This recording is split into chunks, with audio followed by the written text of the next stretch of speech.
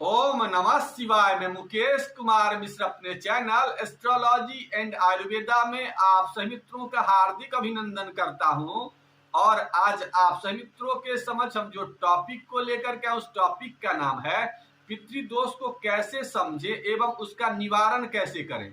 हम दिन भर बहुत सारे लोगों की कुंडलियां देखते हैं, लेकिन मेरे पास कुछ कुंडलियां ऐसी आती है जिसमें उनकी दशा भी अच्छी चल रही होती है और प्लैनेट भी अच्छे होते हैं, लेकिन उसमें एक खराब योग होता है जिसका नाम पितृदोष योग होता है। और उस योग के कारण ही पूरी कुंडली का जो अच्छा योग होता है, अच्छी दशा होती है, वो बर्बाद हो जाती है। तो आज हम इसी योग की चर्चा करने के लिए आए हैं कि जन्म कुंडली में कैसे समझेंगे कि पितृदोष लगा हुआ है, और साथ ही साथ आपके आसपास में या आपके शरीर में क्या क्या संकेत होते हैं अगर पितृदोष होता है। तो इस योग की चर्चा करेंगे और साथ ही साथ यह भी जानकारी देंगे कि अगर आपकी जन्म कुंडली में पितृदोष लगा हुआ है तो उसका निवारण कैसे करेंगे। तो सर्वप्रथम यह बात करते हैं कि पितृदोष अगर होता है आपके परिवार में तो क्या क्या संकेत आते हैं। तो सबसे पहले घर के मुखिया का बार बार बीमार होना, ये पितृदोष के ये सर्वप्रथम लक्षण होते हैं। घर के सदस्यों का एक दूसरे के प्रति विशेष रूप से मिलना नहीं, यानी कि दूर दूर रहना, ये पितृदोष के दूसरे लक्षण होते हैं। परिवार का बहुत बड़ा नहीं होना, धीरे धीरे परिवार सिमटना, ये परिवार छोटा अगर हो रहा है तो ये भी पितृदोष के ही लक्षण होते हैं। मेहमान अगर घर में आते हैं तो रुष्ट होकर ही चले जाते हैं, ये पितृदोष के ही संकेत आते हैं। पेड़ पौधा का विशेष रूप से विकास नहीं होना या पेड़ पौधा का माने सूखना, ये भी पितृदोष के ही लक्षण होते हैं। विवाह या कोई भी मांगलिक कार्य सही समय पर नहीं होना, उसमें बहुत बाधा होना, ये भी पितृदोष के ही लक्षण होते हैं। इसके अलावा स्वप्न में भी अपने पूर्वजों का, पितरों का बार बार जो है ना दर्शन होना। इसके अलावा आलसता से बहुत ज्यादा परेशानी होना, घर में या तो दीवार बहुत टूटा हुआ होना, छिद्र होना उसमें। इसके अलावा पीपल का पेड़ उग जाना, ये सब भी आपको पितृदोष के ही लक्षण होते हैं। इसके अलावा बहुत ज्यादा संपन्नता भी परिवार में होगा, लेकिन उसके बावजूद भी वहां पर कलह की संभावना होगी, गंदगी बहुत ज्यादा होगी, वहां पर घुसते ही बैड स्मेल होगा। तो ये सब खराब पितृदोष के लक्षण होते हैं। इसके अलावा आप जन्म कुंडली की बात करते हैं कि अगर जन्म कुंडली में सूर्य पर राहु का प्रभाव होगा या गुरु पर राहु का प्रभाव होता है तो विशेषतः यह योग विशेष रूप से देखा जाता है। अब यह चर्चा करते हैं कि अगर आपकी जन्म कुंडली में या आपके जो संकेत हम बताएं वो संकेत मिल रहा है तो उसका क्या उपचार करें कि पितृदोष का निवारण हो जाए। तो इसके लिए कोई बहुत आडंबर करने की जरूरत नहीं, क्योंकि मेरा जो भी उपाय होता है वो साधारण होता है और पूर्ण रूप से वो अनुभव किया। मैंने 20-25 वर्षों से ये अनुभव करके ही आप लोगों को उपाय बता रहा हूँ, और उस उपायों को लिखिएगा तो आप महसूस करिएगा कि कुछ दिन, 6 महीना, साल, 2 साल जब करिएगा तो आपके पितृदोष जो है तब खत्म होते हैं। ऐसा कोई चीज नहीं है जो एक दिन जाइए और त्र्यंबकेश्वर में पूजा करा लीजिए, गया में पूजा करा लीजिए और वहां पर जाने के बाद या उज्जैन में पूजा करा लिए आपकी जो काल सर्प दोष होती है या पितृदोष खत्म हो जाता है। ये सब ऐसा नहीं होता। कुछ देर के लिए आपको लगेगा कि हमारा ये पितृदोष खत्म हो गया है, काल सर्प, लेकिन जब तक उसके ग्रहों का उपचार नहीं कीजिएगा तब तक आपका वो कभी भी आजीवन खत्म नहीं हो। इसलिए सबसे पहले जो ये दोष होता है वो राहु केतु के कारण ही होता है। जब भी राहु का दृष्टि होगा या सूर्य के साथ राहु होगा या गुरु पर राहु का प्रभाव होगा तो ये विशेष रूप से पितृदोष होता है। तो सबसे पहले अपने राहु को संतुलित करने के लिए प्रयास करिए। तो इसके लिए पितृदोष का मुख्य प्रभाव राहु ग्रह के कारण होता है, इसलिए पितृदोष को अगर खत्म करना है तो सबसे पहले राहु को मजबूत करना होगा। राहु को मजबूत करने के लिए सर्वप्रथम साफ सफाई पर विशेष रूप से ध्यान देना होगा।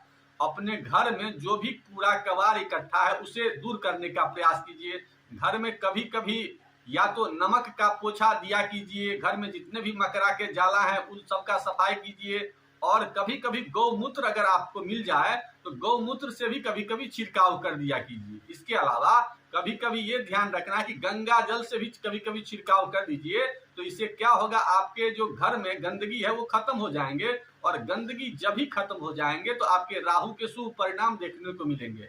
इसके अलावा अपने घर में ऑक्सीजन की मात्रा को बढ़ाने के लिए तुलसी वगैरह का 2-4 पौधा जरूर से लगाइए, और कोई भी अगर सुगंधित पौधा, सुगंधित फूल मिल जाए तो उसे भी लगाने का प्रयास कीजिए। इसके अलावा अब बात करते हैं सूर्य की। तो सूर्य की कमी के कारण भी जो है ना ये पितृदोष होता है। इसलिए सबसे पहले आपको क्या करना है, सूर्य के कारण आपके अंदर में स्वाभिमान ज्यादा हो जाता है, तो स्वाभिमान को कंट्रोल करने का प्रयास करना चाहिए। इसके अलावा अगर पिता है तो पिता के पास कम से कम बैठने का प्रयास करना चाहिए, और अगर नहीं है तो पितृकुल से विशेष संपर्क करने का प्रयास करना चाहिए। चाचा वगैरह हैं तो उन सबसे बात करने का प्रयास करिए। इसके अलावा आप क्या कर सकते हैं, तो नित्य दिन उगते सूर्य का दर्शन कर सकते हैं, और अपने भोजन में अग्नि को बढ़ाने वाला सामान ज्यादा प्रयोग कर सकते हैं। जैसे सूर्य के लिए विशेषतः बेल का प्रयोग कर सकते हैं सीजन के हिसाब से, जब ठंडा में सीजन आता है तो गाजर का प्रयोग कर सकते हैं। तो ऐसा आप करेंगे तो विशेष रूप से आपके सूर्य अच्छे होंगे। इसके अलावा मंत्रों के माध्यम से भी इस शक्ति को बढ़ाया जा सकता है। अगर हिंदू धर्म से संबंध रखते हैं तो गायत्री मंत्र का प्रयोग कर सकते हैं, आदित्य हृदय का मंत्र जाप कर सकते हैं। इसके अलावा भी कुछ उपाय कर सकते हैं, जैसे केतु के कारण भी कभी कभी जो ना समस्याएं उत्पन्न होती है।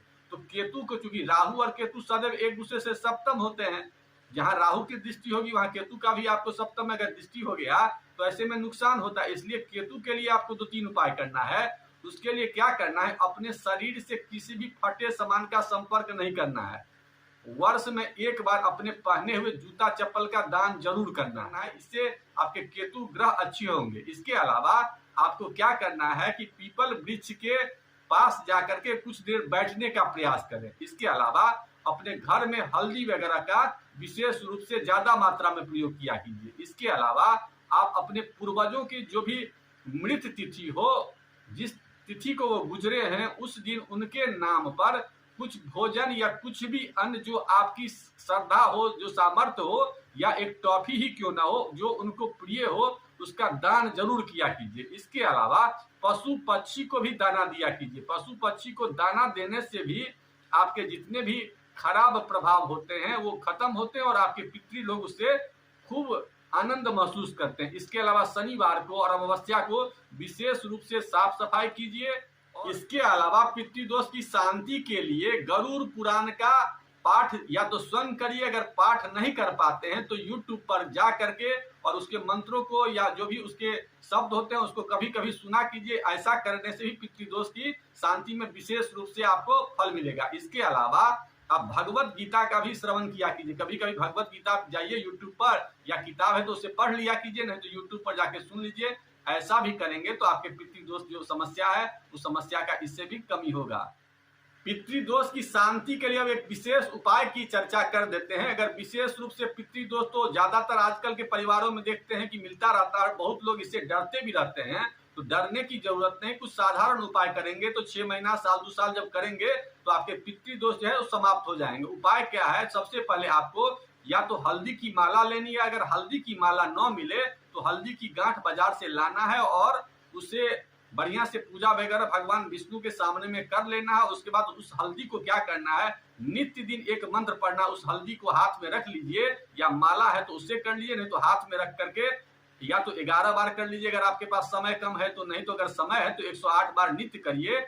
और घर के जितने भी लोग हैं सब लोग मिलके करिएगा तो बहुत ही अच्छा रहेगा, जल्दी पितृदोष खत्म होगा। अगर सब लोग एक साथ नहीं, चूंकि पितृदोष जब भी होता है तो सब लोग एक साथ बैठते ही नहीं है, इसलिए जो लोग नहीं बैठते हैं तो उन्हें प्रेशर मत दीजिए। आराम से क्या करिए, पहले आप स्टार्ट कीजिए। जब आप स्टार्ट करेंगे तो कुछ ही दिनों में जब उसकी स्थिति अच्छी हो जाएगी आपके परिवार की, तो वो भी फिर करने लगेंगे। तो आप करना क्या है, एक मंत्र है उसको लिख लीजिए, ओम ग्रांग ग्रींग ग्रोंग सह गुरुवे नमः स्वाहा। ओम मंत्र है ओम ग्रांग ग्रींग ग्रोंग सह गुरुवे नमः स्वाहा। इस मंत्र का जाप करिए और हर एक अमावस्या को अगर संभव हो तो इसी मंत्र से आप स्वाहा लगा करके हवन कर दीजिए।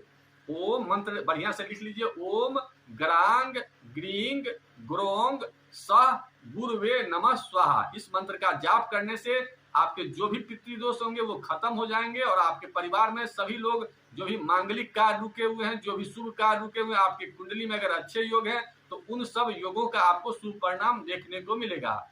इन्हीं बातों के साथ आज के एपिसोड को यही समाप्त करते हैं। आप लोगों के मन में किसी प्रकार के कोई क्वेश्चन हो तो उसे कमेंट बॉक्स में लिखिए, मैं उस कमेंट का जवाब देने की कोशिश करूंगा। अगर पोस्ट अच्छा लगा तो लाइक करिए, और मन में किसी प्रकार के कोई क्वेश्चन हो, कोई शंका हो तो उसे लिखिए, मैं उस शंका का समाधान देने की कोशिश करूंगा। ओम नमः शिवाय।